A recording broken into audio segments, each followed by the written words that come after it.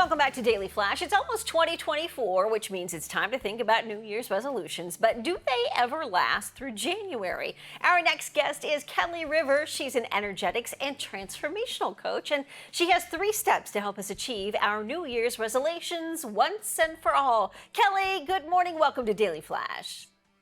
I know everyone makes resolutions this time of year, and then they last, like 2 or 3 weeks. The gym is packed for 2 weeks, and then nothing. It's true. Crazy. It is so true. So I have this year, I want it to be different for you guys. I have 3 tips for making your resolutions. Number 1, when you're making your resolutions, really understand what your why is. Why are you creating it? If it's something that's not really meaningful to you, then most likely you're not going to go through with it.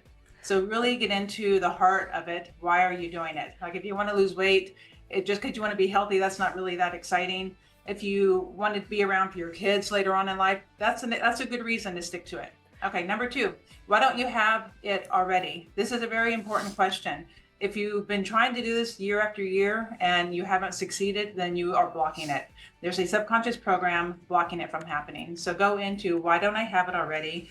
What is the payoff for me not having it? That's really a huge question for you to go into to understand why you don't have it already. And number 3, once you get to the reason why you don't have it, you're shining light on the shadow, which means you're understanding why you're blocking yourself, and then you can release it. Once you are conscious of your subconscious program, you are able to release it. And anytime it comes up, because it's a habit, right? It becomes a habit. Every time it comes up, you counteract it with the opposite thought.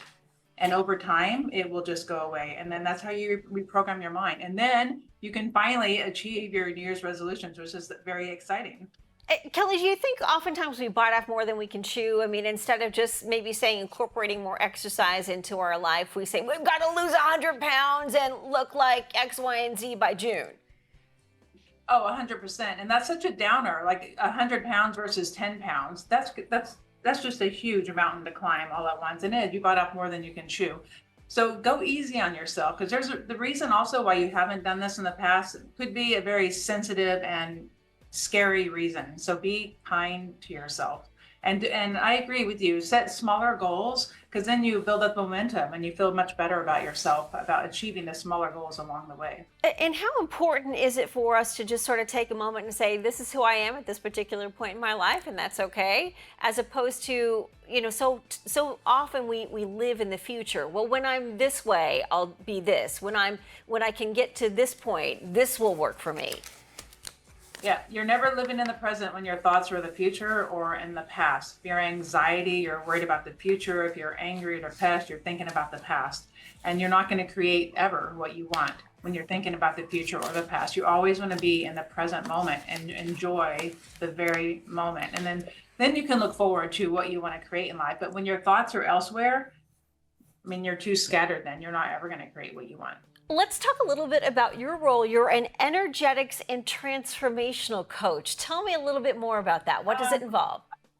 It's just so exciting for me. I was in corporate for, God, it's 30 years. And I'm like, I wanted to be a coach for so long. And I'm like, no, I'm going to do this, because I went through my own traumatic experiences and I stayed hidden and small my whole life. And I was very scared to put myself out there. The fact that I'm even doing this interview is a testament to all the work I've done on myself. And I don't want anyone to ever feel stuck and feel like their identity is a sum of their experiences in life, because absolutely that is not true. You are not your experiences. It's just what you've experienced. You are the awareness of it.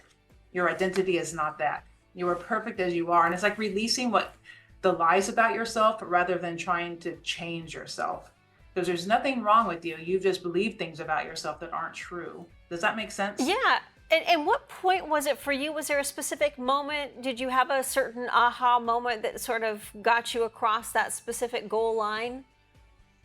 Of becoming a coach? Yeah.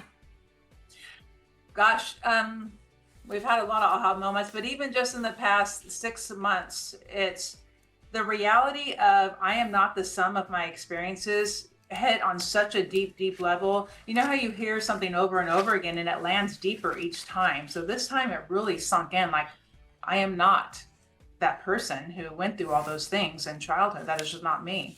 And it hit me, and it's like a light bulb went off and I was like, okay, I'm ready to do this. How important is meditation for you or for anybody who's going forward and looking for making some big changes in their life? We always hear about meditation, but I'd love to hear your perspective. Meditation is huge. I do it every morning and every night. It's the time when you switch off your brain, your thinking brain, and you connect to your higher self.